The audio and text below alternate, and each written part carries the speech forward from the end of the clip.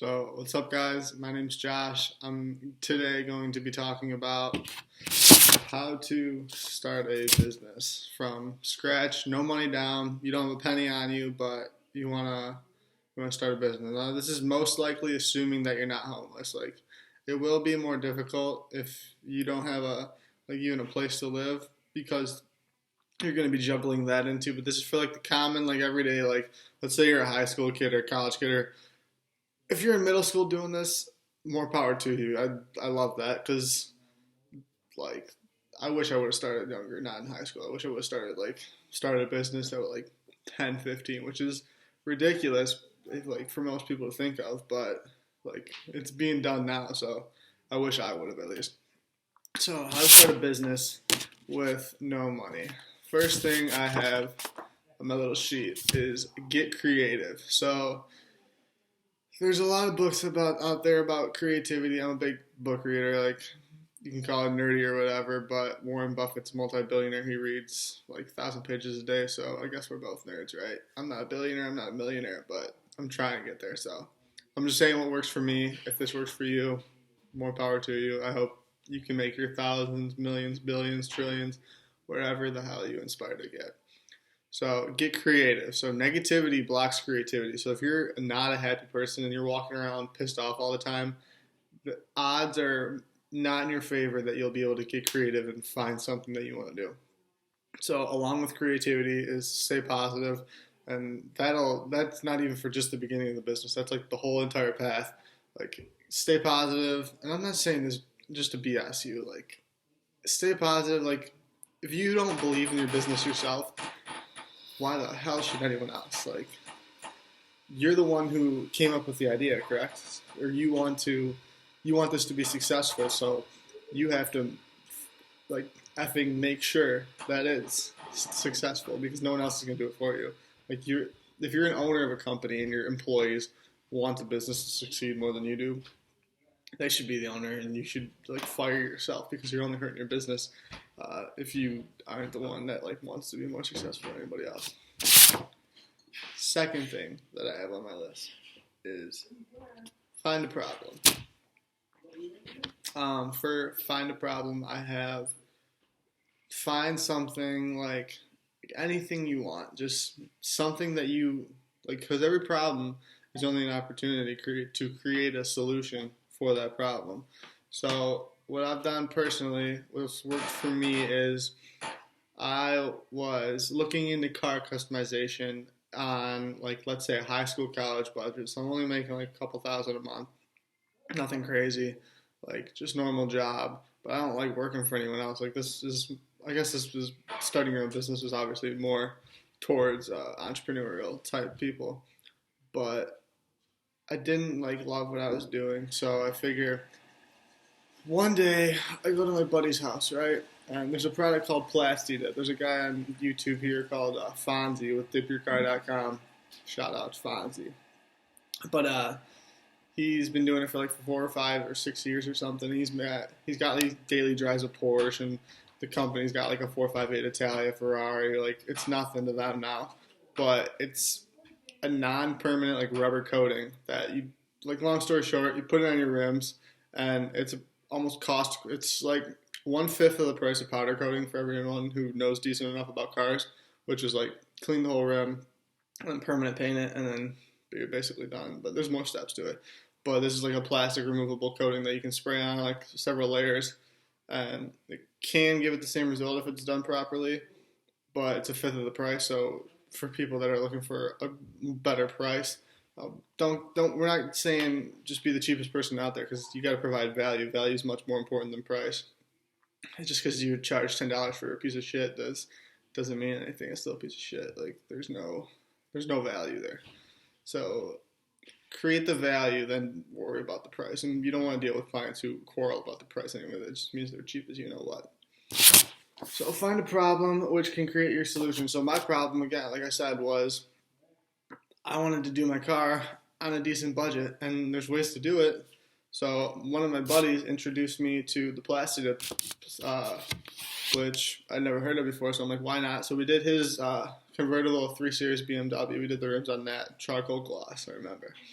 And then after that, we ended up doing like a piece of my buddy's lifted F-150 and the Lincoln that I had at the time. I did the rims on that, and I'm like, this stuff's kind of cool. Like, that was the problem that I found. Like, I'm not the only one that's not trying to spend. If you go to West Coast Customs, you probably spend like 20, 30 grand, which, yeah, we don't all live in California. But the places by my house, I guess, I'm from Michigan, I'm from like Grosse Pointe. The places by here are like $2,000 for a vinyl wrap at least, which is a little expensive for a car that's not like nothing crazy. Like, I'm not driving a Lamborghini. If I was driving a Lamborghini, I might get a $2,000 vinyl wrap or $2,500 or whatever it is.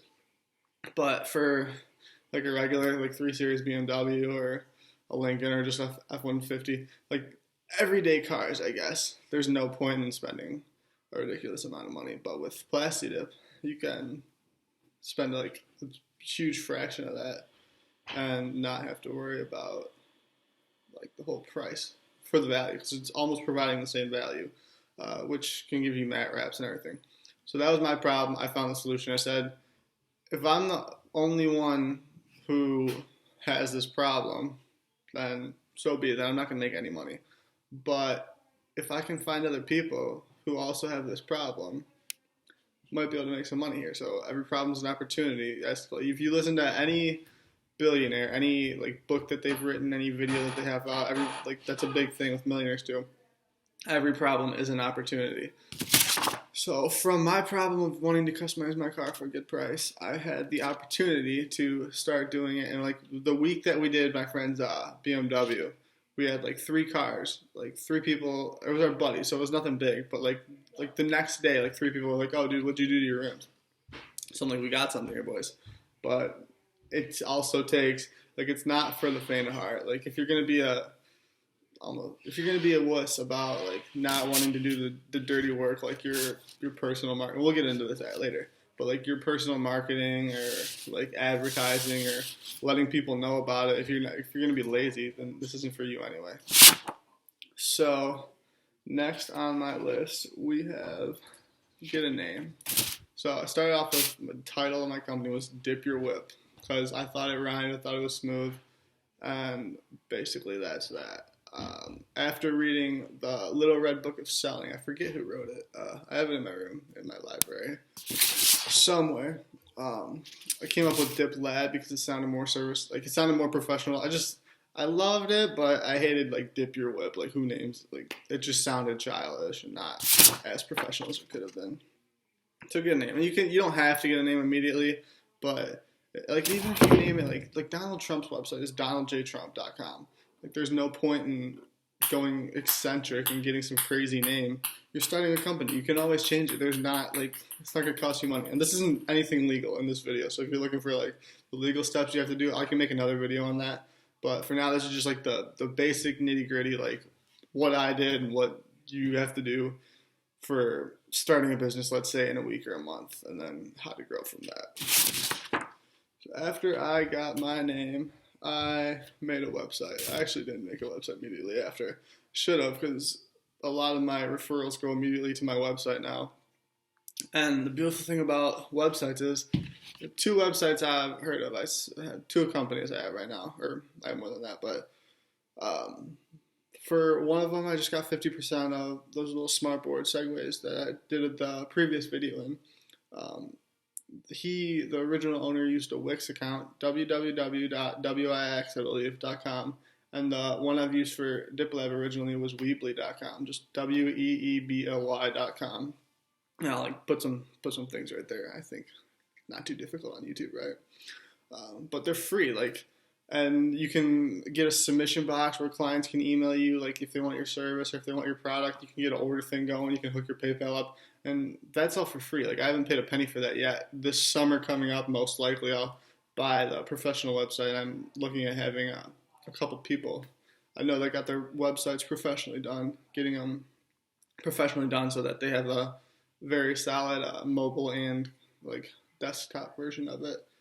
But like, again, I'm trying to make this as economical for you entrepreneurs out there as possible. If it's going to cost you a bunch of crazy money, sometimes there's no point in doing it, because Mark Cuban says you don't want to start a business on a loan. So if you're taking a bunch of money out trying to get into business, that's like, I agree with him there. Like, there's too many ways to. I'm not trying to be a cheap fuck. Like, there's just too many ways to start a business without needing money.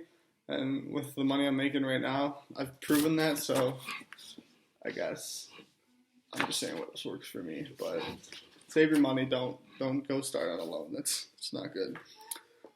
So after the website, like I said, marketing for free, of course. So you have eBay, you have Craigslist, you have OfferUp, I just saw a commercial all the time now for something that's just like OfferUp. It's the same concept. You can go, like, don't be a bitch. Like, entrepreneurs are a different breed. Like, I haven't done this, and I should, because I'd probably be a millionaire right now. But if you sold one thing door to door and you made $10, let's say, so $1 million, what's that, like 1,000 things for $10? No, that'd only be like 10 grand. 1,000 things for $1,000 profit, or 10,000 things for $100. So 100,000 things at $10. So if you made $10 profit every time you sold one, you have to sell 100 things to make $1 million. If you split it up more, if you were selling the 10,000 things for $100, that breaks it down pretty. I think that math might be wrong. I'm sorry. But it breaks it down pretty quickly. Like, that's more of an investing thing. So that's like after your small business is successful, find ways to invest and make bigger gains. Like, I don't like the stock market much.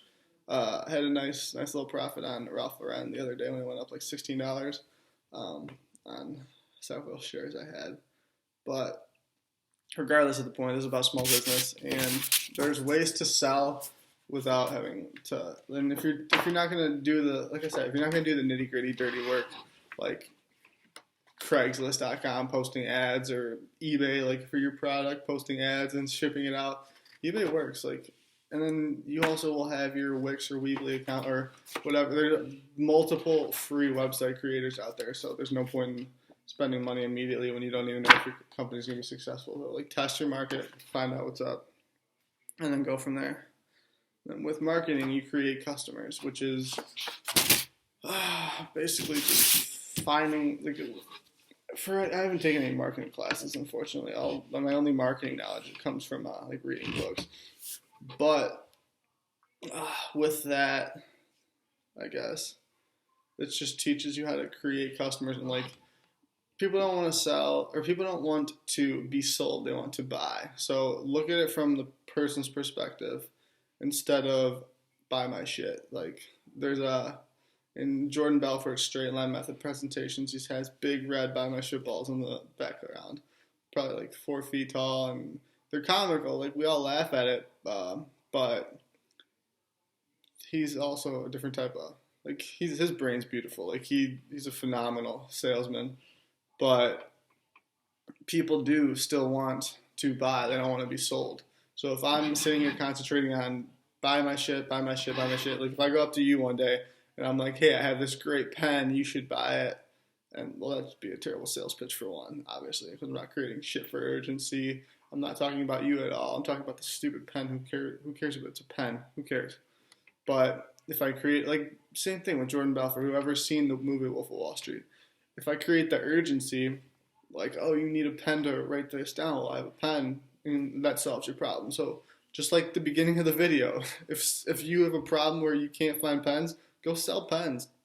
But I don't think that's going to be too difficult of an issue. There's like thousands of pen brands probably out there. But if you think you can do it, have the confidence to do it, and don't be a pussy. Just go out there and make the money.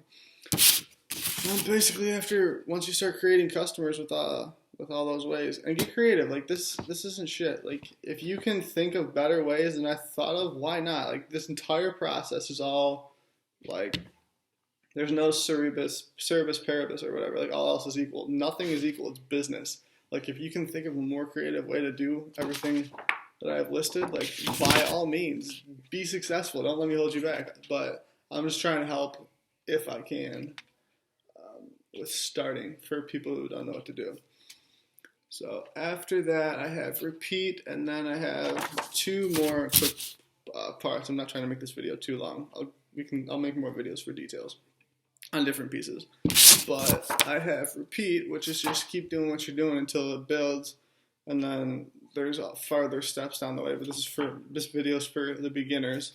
And then two key parts, which I love. My favorite thing in the world, better than chocolate, better than like steak, better than lobster, better than, besides money, are employees. Like, and you're probably looking at me like, you might be questioning why I'm saying this. Like, nobody likes employees, especially shitty employees. But if you are slow to hire and quick to fire, like every billionaire, millionaire book you'll read also will say, you should be just fine, I guess.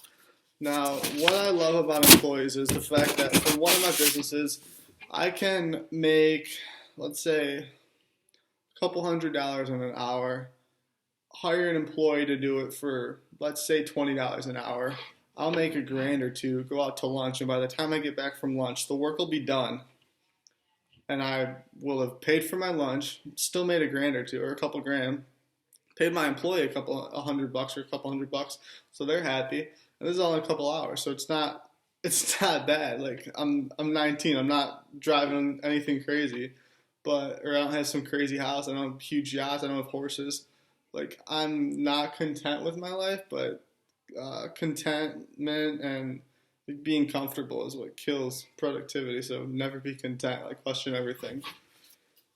But what I'm trying to get at, I guess, is employees, it's leverage. Like if you listen to any real estate guy, let's say, if you go to the bank, there's what leverage is like using someone else's money, or I guess in this example, time, or using your money to give you more money or time.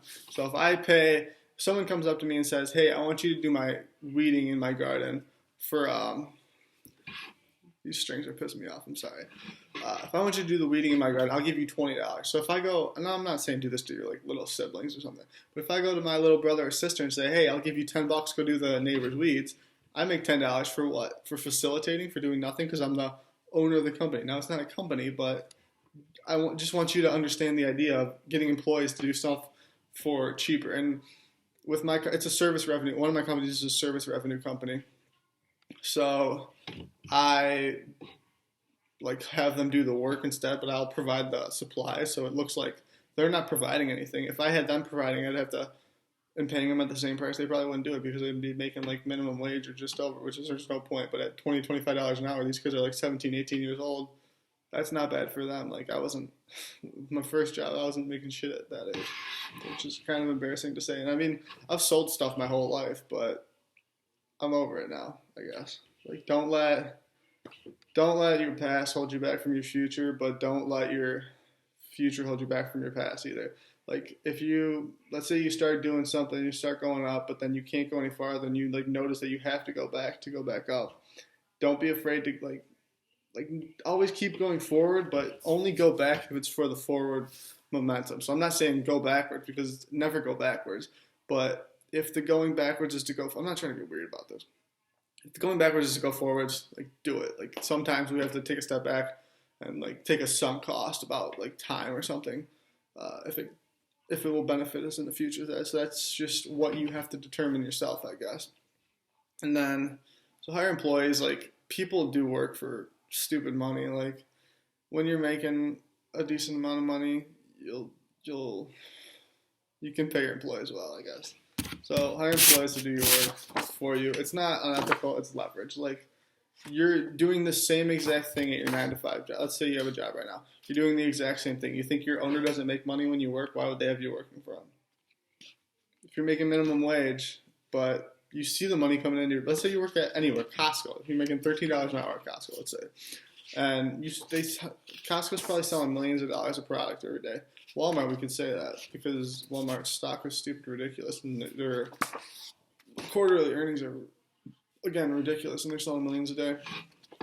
But if you look at that, you're making minimum wage working there. Even if you have 20 aisles open and everyone's making minimum wage, let's say you have 100 employees, but you're making $1 million at that store that day. After electricity, the company's still making, let's pretend, hypothetically, $500,000. And that's on you working. The owner's not sitting there doing all the work. You guys are. So it's leverage, and why not utilize it? Everyone else does. And then I'm going to end this video off on your accounting and your management. Now, as much as I dog on college because I don't like it, I think it's a kind of a waste of time. And I'd rather be making $1 million plus a year than be sitting in college going to classes that I don't care about. But that's kind of beside the point. I'm still there. I'm an accounting and business management dual major in Grand Rapids, not GV, but I'm over there, private college. So do it. Like, if you have to hire, even if you have to just take some stupid, like, 5-minute class about it, just know your numbers so that you can know what your profit margins are, what your benefits are. Like, if you're losing money on something, you're going to want to know that. So, and then if you're making the most money on something, you might want to market that more than anything else because you know it's the most profitable for you. So, I hope this 20-minute video isn't too long for you guys. I guess I can, if you have any questions, comment below, maybe subscribe, I don't know. But just feel free to ask me anything, and then if this video was helpful, let me know, I guess. Like, I'm going to try and keep creating videos, but I don't want to be wasting my time or yours. So let me know what you guys think I can do to tweak it, and then we can go from there. Have a good one.